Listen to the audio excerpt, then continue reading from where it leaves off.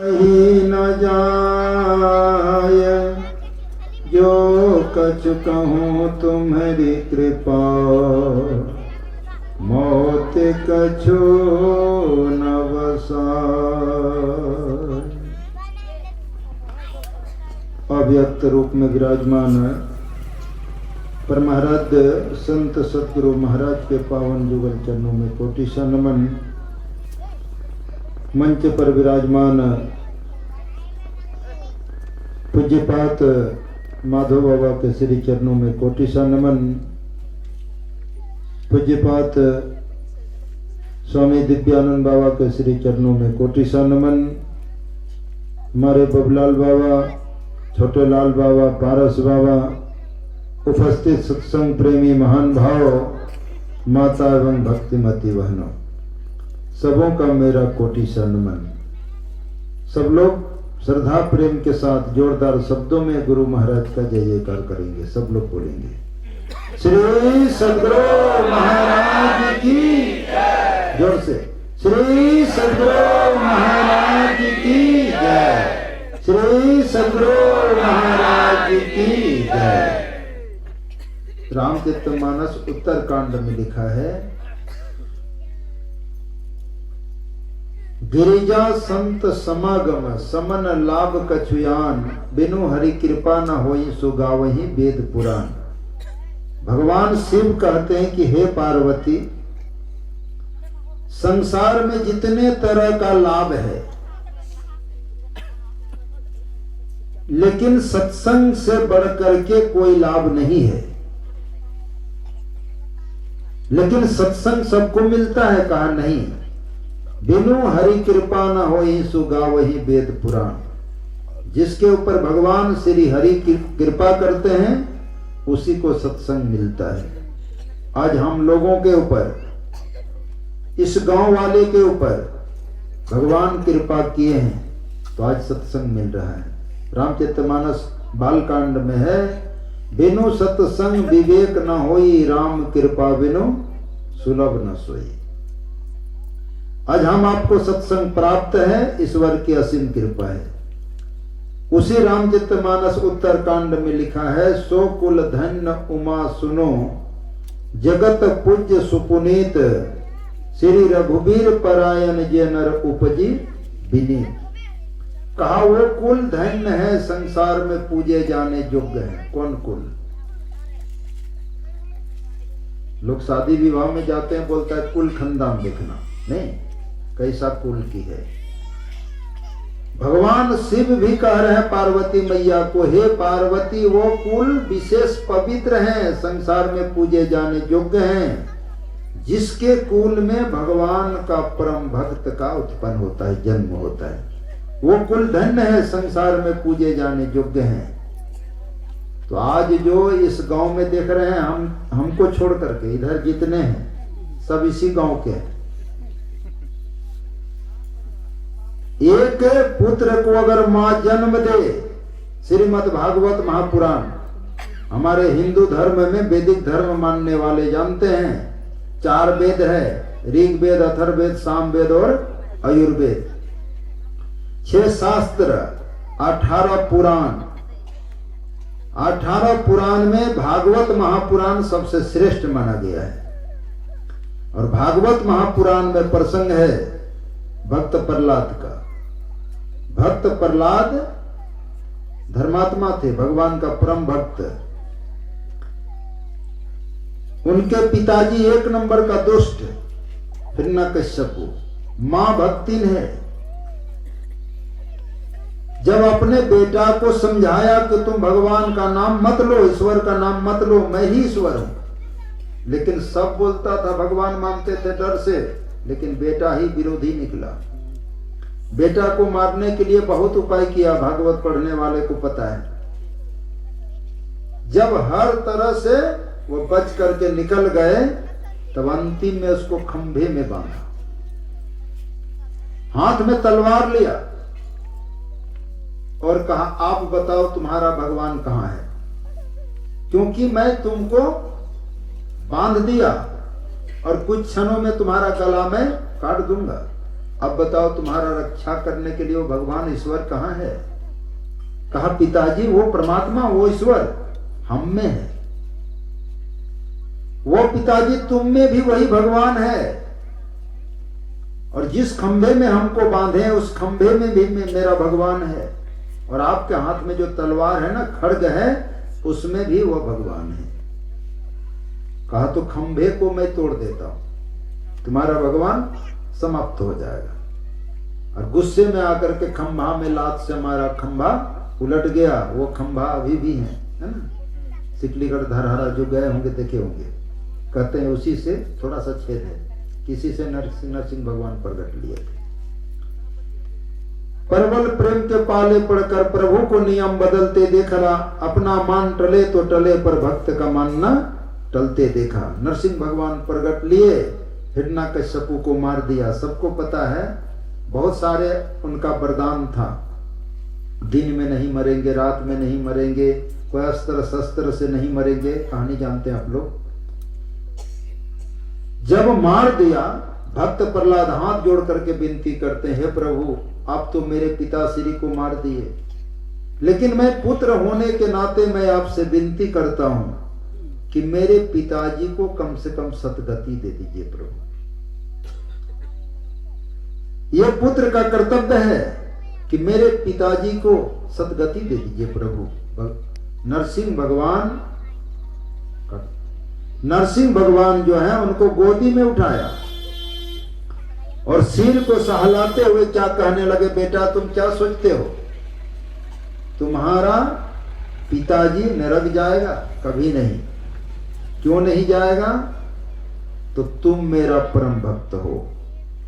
जिस दिन तुम्हारा स्कूल में जन्म हुआ उसी दिन से 21 पीढ़ी जो मर करके चला गया, सिर्फ तुम्हारा पिताजी का नहीं, तुम्हारे कुल में तुम्हारे से पहले 21 पीढ़ी जो आया, मर करके चले गए पितर लोग, सबका कल्याण हो जाएगा। अब बताइए 21 पीढ़ी को जो तार सकते हैं, कैसी बात है। एक भक्त का जन्म होता है, नरसिंह भगवान कह रहे हैं कि 21 पीढ़ी को तार देते हैं।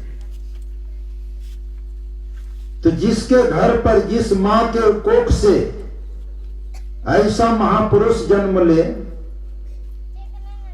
जो पूरे गांव में पूरे क्षेत्र में सत्संग का प्रचार करे, लोगों को समझा बुझा करके कितने लोगों का जीवन कल्याण कर दिया, अपना तो किया, उसकी मां का अधोगति हो सकता है क्या?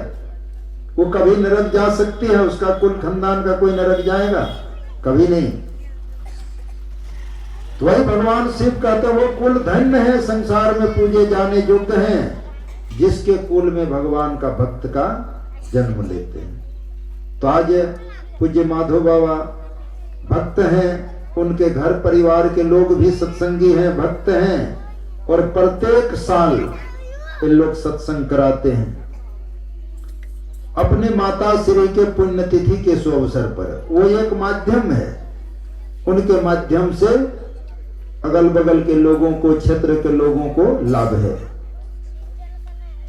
जिसका बेटा भगवान का भक्त नहीं हुआ, उसके बारे में रामचरितमानस में लिखा है, ना तरु बांझ भल बादी बियानी, राम विमुख सुत ते हित जानी। का उस मां को बांझ रह जाना चाहिए, पुत्र जन्म नहीं देना चाहिए। किस मां के बारे में कहा? जिसका बेटा भगवान से विमुख है, जो गलत सलत काम करता है, वैसे माता पिता को पाप लगता है। उसके बारे में रामचरितमानस में बड़ा विचित्र प्रयोग किया है शब्द का, ना तरु बांझ भल बादी बियानी। मनुष्य में बियानी शब्द है नहीं है। गाय बिया गई, भैंस बिया गई, ये शब्द है, लेकिन मनुष्य में नहीं है। लेकिन रामचरितमानस में इस शब्द का उल्लेख है। कौस मां को पुत्र जन्म नहीं देना चाहिए, बांझ रह जाना चाहिए, जिसका बेटा भगवान से विमुख है। और कहा वो बेटा धन्य है। कौन? पुत्रवती जुगति जग सोई, रघुपति भगति जासो सुत होई, ना तरु बांझ भल बादी बियानी, राम विमुख सुत ते हित जानी। वो पुत्रवती स्त्री हैं। ये कौन कह रही है? तो सुमित्रा मैया, रामचरितमानस में। भगवान राम जब जंगल जा रहे थे, लक्ष्मण को पता चला। लक्ष्मण जाते हैं और भगवान श्री राम से कहते हैं कि भैया मैं भी आपके साथ चलूं? कहा नहीं, तुम्हें वनवास नहीं हुआ है, मुझे हुआ है। तुम राज भोगो, घर में रहो। कहा नहीं, हम तुम्हारे साथ जाएंगे। कहा तो अपनी माँ से विदा लेकर के आओ, पूछ कर के आओ। लक्ष्मण जाते हैं, माता सुमित्रा से पूछते हैं, माँ प्रभु जंगल जा रहे हैं, मैं भी जाऊं उनके सेवा में? सुमित्रा मैया कहती कि बेटा आज मुझे पता चला कि मैं पुत्रवती स्त्री हूं, क्योंकि मेरा बेटा भगवान का सेवा में जाना चाह रहा है। और वही सुमित्रा मैया कहती कि आज मैं धन्य हो गई। और उसको उपदेश दिया, बेटा सेवा में कमी नहीं रखना, वही तुम्हारा माता है, वही तुम्हारा पिता है, वही तुम्हारा सब कुछ है। और आप लोग प्रसंग पढ़े होंगे, माँ का आदेश की भगवान का सेवा में कमी नहीं रहनी चाहिए। लक्ष्मण भोजन करता ही नहीं था कि सुख खाएंगे तो नींद आएगी, भोजन ही नहीं करते थे। तो भोजन नहीं करते थे तो नींद भी नहीं आती थी, दिन रात जग करके सेवा करते थे, पहरा देते थे।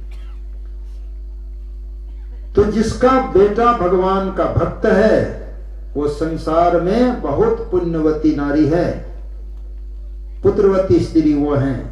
और जो भगवान का भक्त का जन्म नहीं दे पाया, उसके बारे में कहा उसको बांझ रहना चाहिए।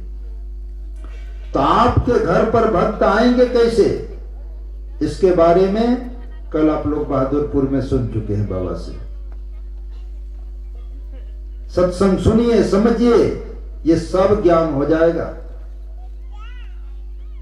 तो कहने का मेरा भाव है, सत्संग जो आप सुनते हैं, समझते हैं और सत्संग करते हैं, ये बहुत कीमती चीज है। ये आप करेंगे, आपका संस्कार बनेगा और यही संस्कार आपको महाभय से बचाएगा। और जो अपना माता पिता, अपना पूर्वज का उद्धार के लिए जो सत्संग करते और कराते हैं, उसके बारे में रामचरितमानस में लिखा है। भगवान राम जंगल जा रहे हैं, उसी समय का प्रसंग है। कहा जो माता पिता का आज्ञा पालन करते हैं वो कैसे हैं?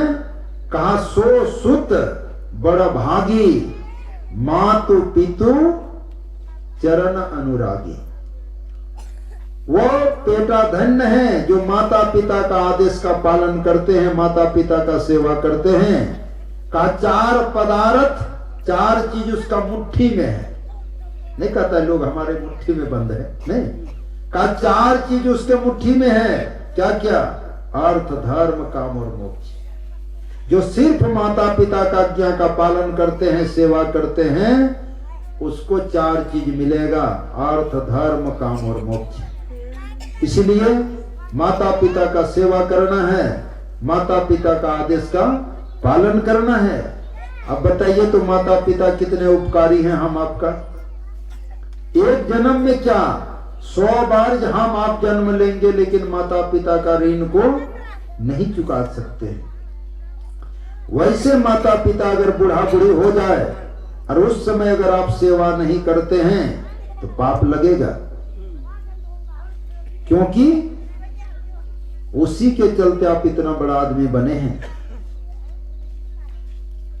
मां कितना कष्ट सह करके हम आपका लालन पालन की है। आप लोग देखे होंगे, माँ गोदी में बच्चा रखती है, नहीं, भोजन करती है।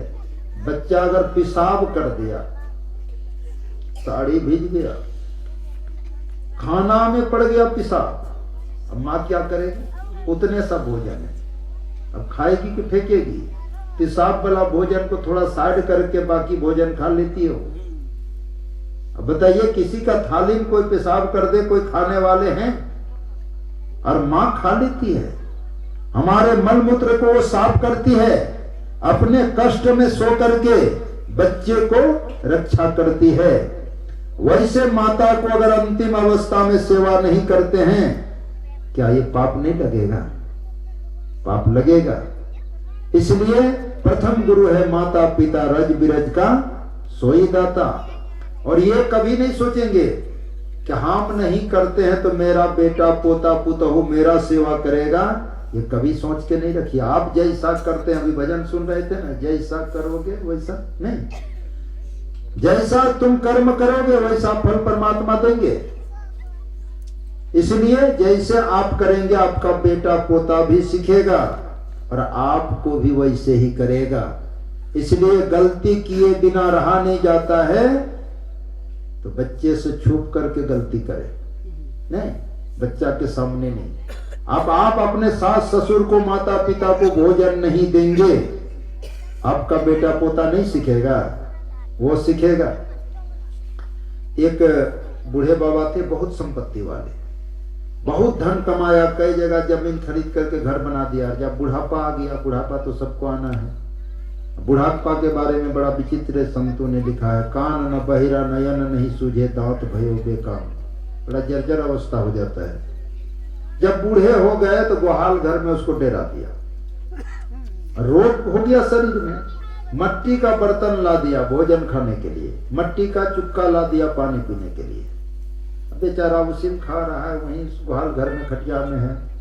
पोता बाहर पड़ता था, बड़ा आदमी का बेटा आया घर, पूछा दादाजी कहो गुहाल घर में, दौड़ता हुआ आया, दादाजी। दादाजी रोने लगा, बेटा तू आ गया। कहा दादाजी, जर्जर अवस्था का बेटा, शरीर बूढ़ा हो गया, हम रोगी हो गए, बीमारी पकड़ लिया, तो दादाजी यहाँ क्या करते हैं महल? का बेटा यही आजकल मेरा डेरा है। अगल बगल देखने लगा तो मट्टी का बर्तन। दादाजी ये कैसे में मैं भोजन करता हूँ, अरे चुक्का कैसे में पानी पीता हूँ। कहा दादाजी इतना संपत्ति कमा के रख दिए किसके लिए? बेचारा रोने लगा। कहा दादाजी हम आए हैं ना, हम पर विश्वास कीजिए, आपका दुख दूर होगा, आपको हम ले जाएंगे महल में और आपको व्यवस्था सुधार के हम जाएंगे पढ़ने। कहा माँ आएगी ना भोजन देने के लिए तो बर्तन उठा लेना, थाली हाथ में उठा लेना, और जैसे भोजन परोसेगी इसमें देगी तो छोड़ देना थाली को। कहा वाह बेटा, तुम जो मंत्र सिखाते हो, अगर थाली फूट गया तो भोजन भी नहीं मिलेगा कल से। कहा दादाजी हम है ना, चिंता नहीं करना। माँ जब आई उधर से पोता भोजन लेकर के आ रही थी, पोता भी पीछे पीछे आ रहा है, उधरे से इशारा किया, दादाजी उठाओ थाली। तो दादाजी थाली उठा लिया। माँ उसकी यानी पुतहु जैसे भोजन देती है, बूढ़ा को इशारा किया छोड़ दो, पीछे से छोड़ दिया, नीचे गिरा, चकनाचूर हो गया। पुतहु कुछ बोलती उससे पहले पोता ही दौड़ करके आगे हो गया। बुढ़ा कहीं का अकल नहीं है, बर्तन को फोड़ दिया। बूढ़ा सोचने लगा भाई ये क्या हो गया, यही हमको सिखाया, यही डांटने लगा। अब पोता क्या कह रहा है सुनिए, दादाजी आपने सब नाश कर दिया, चौपट कर दिया आपने। जब बुढ़ापा में मट्टी का बर्तन में खाने का है, मट्टी का बर्तन में पानी पीने का है, दादाजी आप तो 2-4 महीना में मर जाएंगे, अब तो ज्यादा दिन लास्टिंग नहीं करेंगे। यही मट्टी का बर्तन यानी थाली लोटा को मैं बढ़िया से धो करके छज्जी में रख देता, उसके बाद मेरी माँ मेरा पिताजी बुढ़ापा होगा ना तो इसी में खिलाते हम, लेकिन आपने तो तोड़ दिया, फिर मुझे खरीद के लाना पड़ेगा। दादाजी ये आपने ठीक नहीं किया। माँ के सामने माँ दौड़ करके जाती है और कहती है देखिए बेटा को हम लोग बाहर पढ़ाते, लेकिन क्या कह रहा है सुनिए, जल्दी ससुर को अंदर लाइए, नहीं तो बुढ़ापा में वही मट्टी का बर्तन मिले। तब बूढ़ा को जाने ससुर को उठा करके घर लाया। तो जैसा आप करेंगे आपको भी वैसा ही करेगा, इसलिए सोच समझ करके करना है। सास ससुर माता पिता का सेवा करते हुए गुरु से युक्ति लेकर के और भगवान का भजन करना है, इसी में हम आपका कल्याण है। आगे हम लोग पूज्य स्वामी दिव्यानंद बाबा से सुनेंगे। बोलिए श्री सद्गुरु महाराज जी की जय।